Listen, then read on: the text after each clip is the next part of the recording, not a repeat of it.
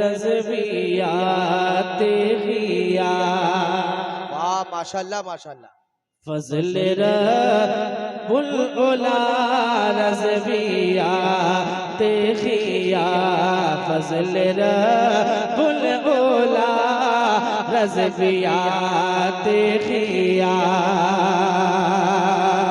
फज़ल रब्बुल उला रज़वियात गिया। फज़ल रब्बुल उला रज़वियात गिया। मुस्तफा मुस्तफा की आता रज़वियात गिया।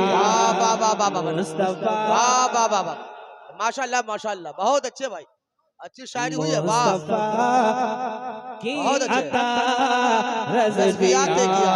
अच्छा है, वाह। गिया। चूंकि मेंबर खिताब बहुत अच्छा।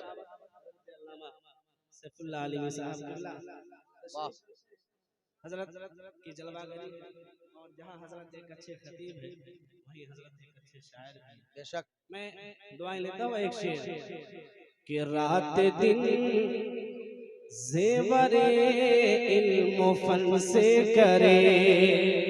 अल्लाह रात दिन ज़ेवरे इल्म फन से करे। कि रात दिन ज़ेवरे इल्म फन से करे। रात दिन ज़ेवरे इल्म फन से करे। हमको आरास्ता रज़वियात गिया। हमको आरास्ता रज़वियात गिया। और या खुदा उसकी बख्शिश का सामा बने।